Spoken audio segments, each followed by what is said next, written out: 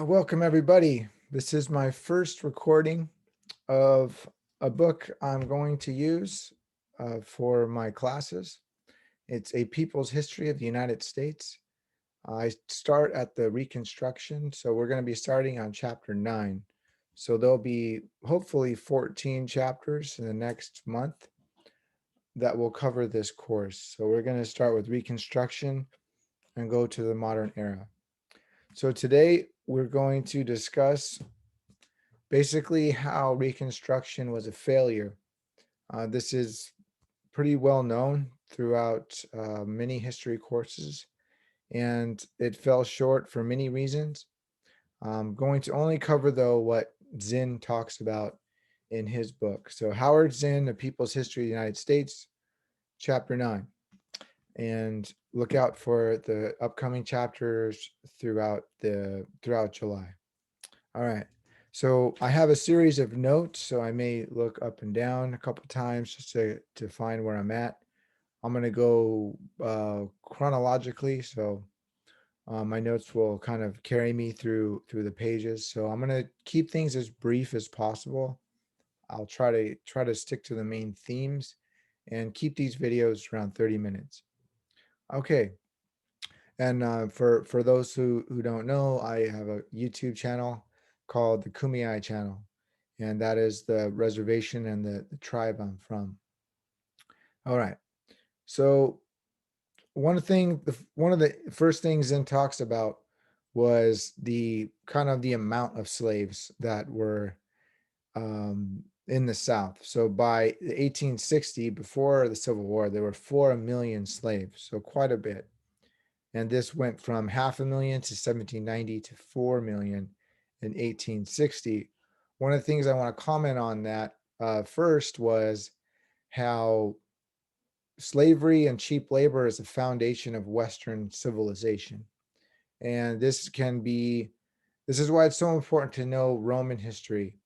So Rome was built largely by slaves. So the roads, Rome is pretty much known for its roads. That's what people don't realize. But before roads, you didn't really have empires like you could have, because what roads did was they brought transportation, commerce, communication networks at a fast, efficient way. And those roads that were created in Rome were from slavery.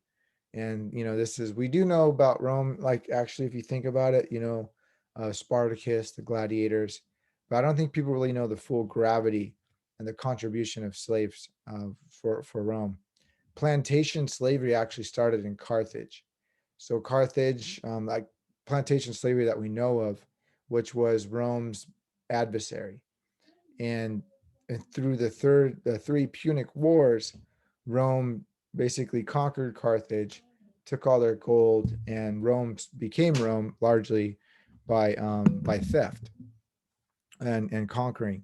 So slavery was its key component to building society, because or Western civilization, because what people have to realize is cheap labor has to be found somewhere for Western society to be what it is. So, and this is kind of where we're going to head towards throughout the course, throughout the chapters, as capitalism ultimately comes out of this. But you have to realize the foundations were already there. So slavery starts to pick up right before the Civil War. You have a series of slave revolts. Slave revolts were pretty scary, especially in particular the one in Haiti. So Haiti was this major cataclysmic event for Western society, who thought slavery was this real stable system, but it wasn't. You have Nat Turner's revolt, the largest slave revolt is in New Orleans in 1811, and you have the Haitian revolt, which really was the biggest of them all.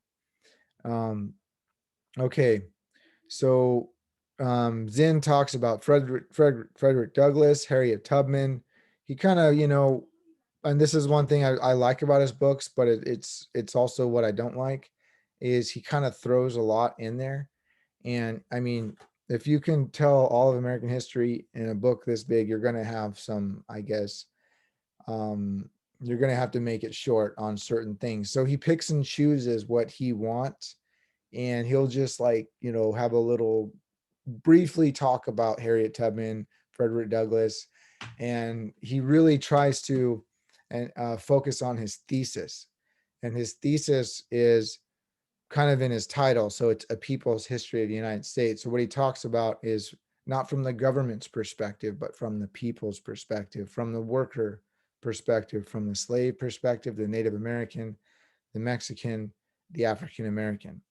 And that's why I like to use this book, because if you want the other perspective, you probably already have it. And so this is the other perspective.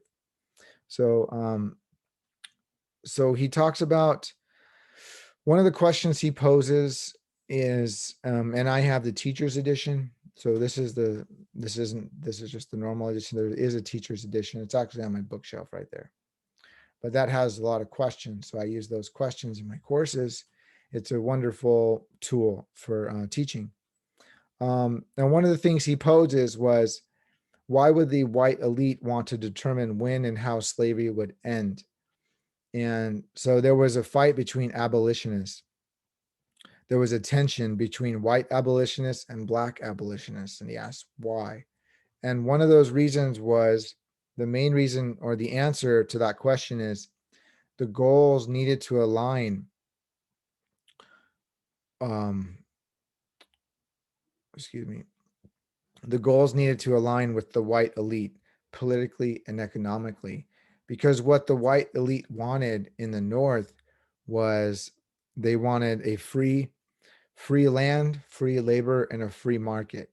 So although they wanted slavery to end, it had to be on their terms. They wanted ultimately these economic and political goals to align with the Southern, by freeing the slaves in the South. So when it happened, they would get a free land, free labor, and a free market. And so economics and politics is a key theme in this chapter, and you have to know what those goals are for the North, and mostly for the North, but also for the South. So one of the things that I found interesting in this chapter was Lincoln.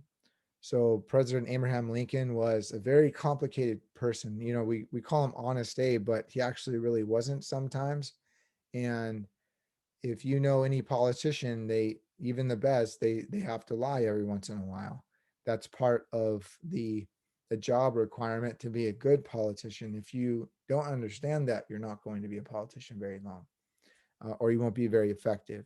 So you do have to be a hypocrite at times, or contradictory. You have to go against your statements when it suits your goals. So Lincoln makes contradictory statements on race.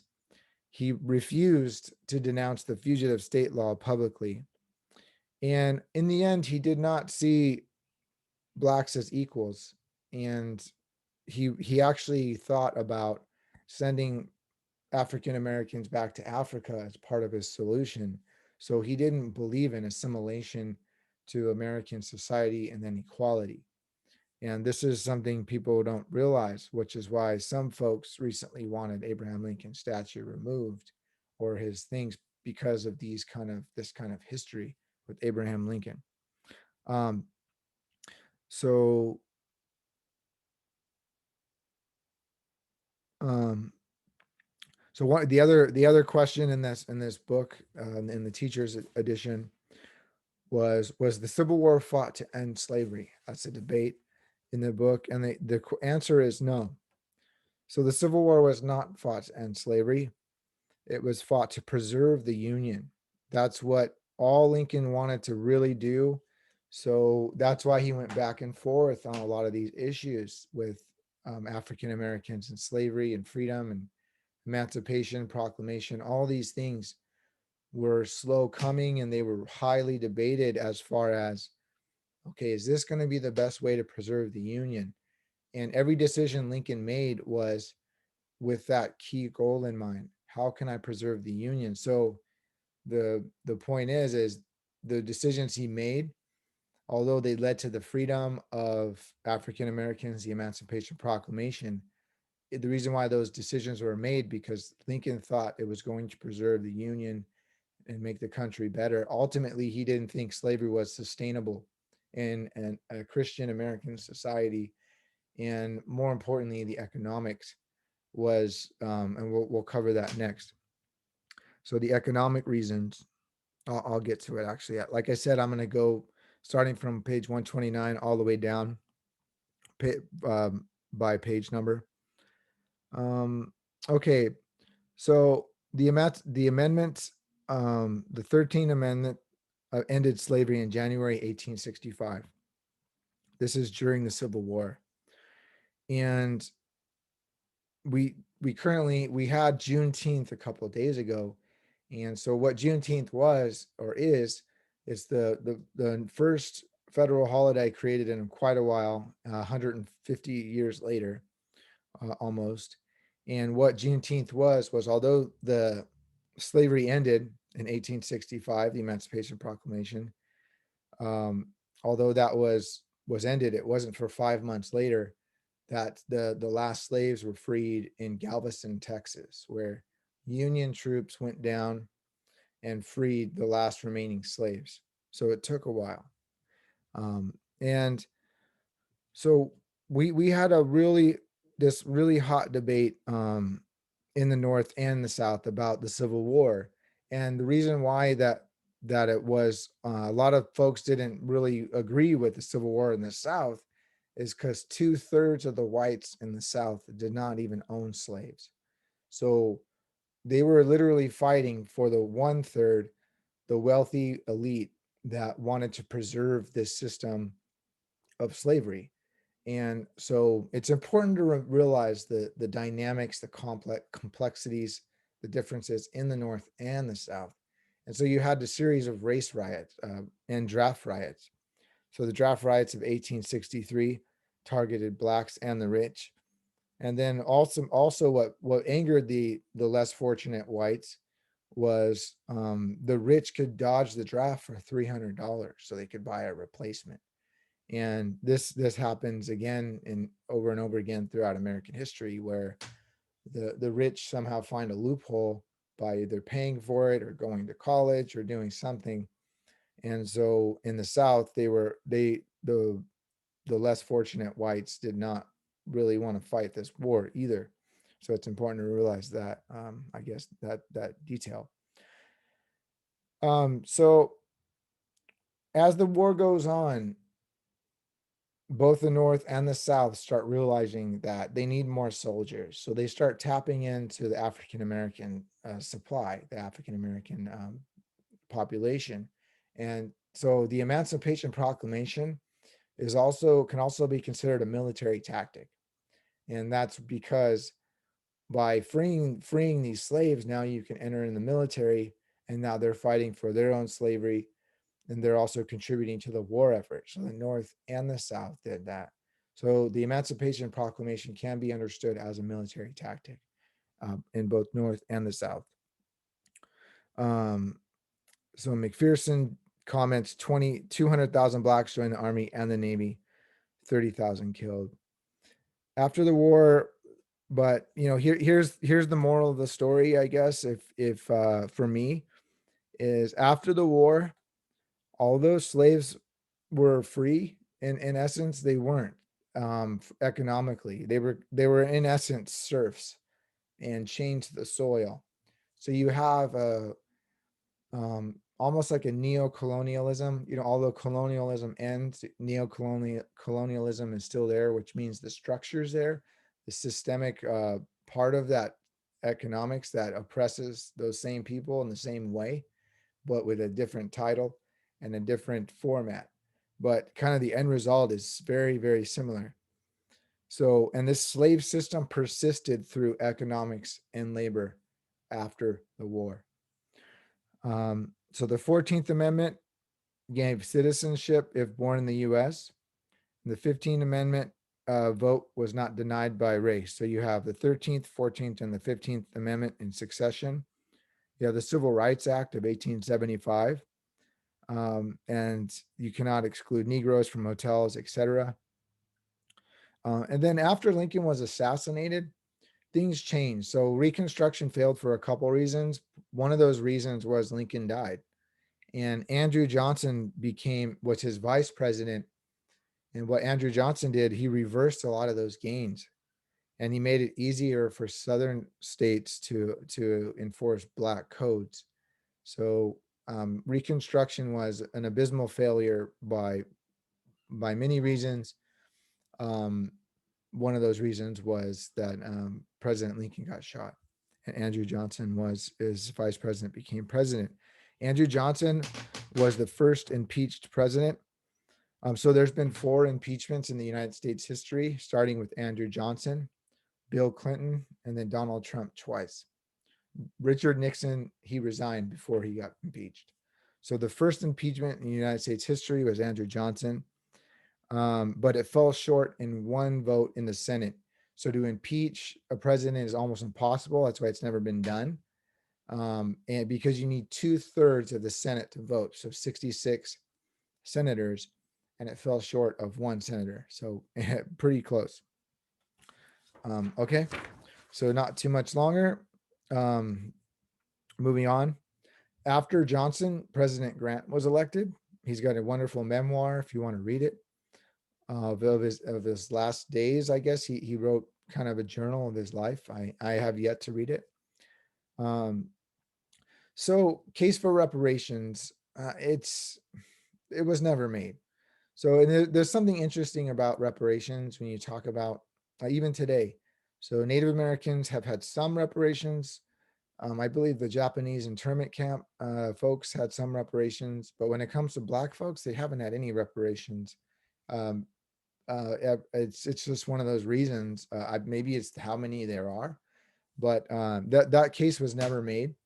But the case for equality was made, absolutely. So it's important to remember right after the Civil War, this case for equality started to get made, and you even have like the Georgia legislator having Congress men, I believe there's no women, and senators that were African American descent. So you have this case for equality may be made, and not only in the voting by the amendments that were made, but also by the changes in the government structure. And Georgia is the ultimate example where you have legislators, a good amount, but they were actually expelled soon after. So, and this is how politics works. So politics can be seen as a pendulum. The pendulum swings right, swings left, and you have a reaction. So, you have a progressive movement where you're going to have a conservative movement, and over and over again. That's how history is, politics, especially American politics, is. And so you have these gains made, and then you have them taken away, and that's basically um, the rise of the first iteration of the Ku Klux Klan, or the KKK, happened soon after the Civil War ends. And there's another iteration of the KKK in the early 1900s. We'll cover that in later chapters. But the first rise of the KKK was a reestablishment of white supremacy. And this is the basically what we know now today as domestic terrorism, where you have lynchings every week, several lynchings for years, for decades. You have lynchings just become normalized, and just terror campaigns for African American families. And eventually there was an exodus to the north, because it never ended, and some would say it still hasn't ended completely in the South, this legacy of racism. And so, okay. So the Supreme Court eventually weakened the 14th Amendment, made it impotent, and the Supreme Court nullified the Civil Rights Act of 1875.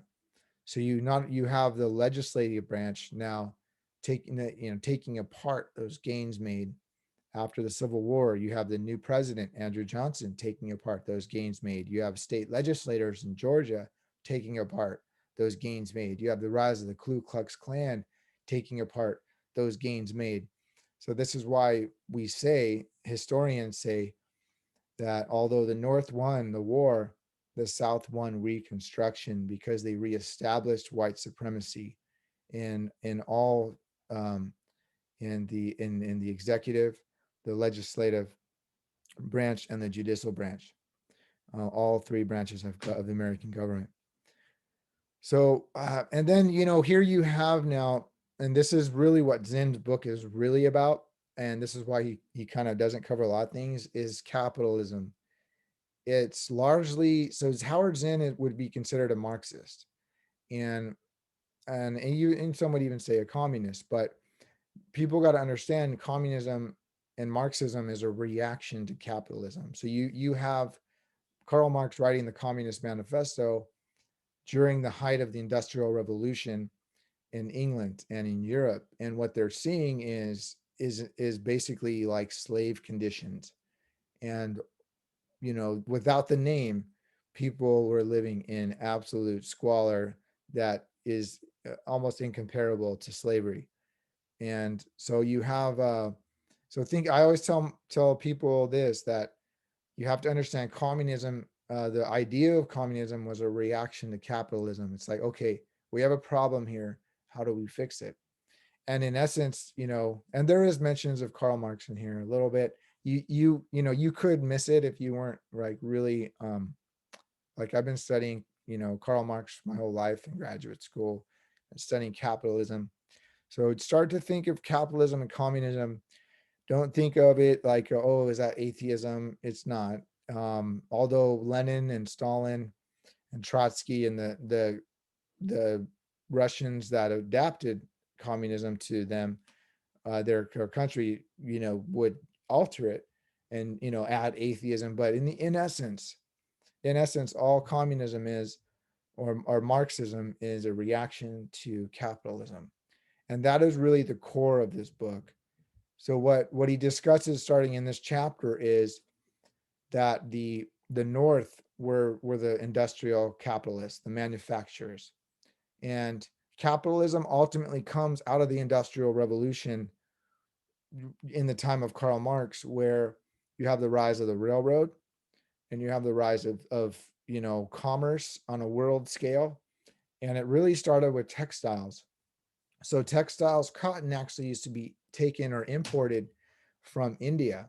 India was a colony of England, and that raw material, and this is kind of the essence of what colonialism is you take the raw material out of your colony, whether it be India or the United States or anywhere else in the world.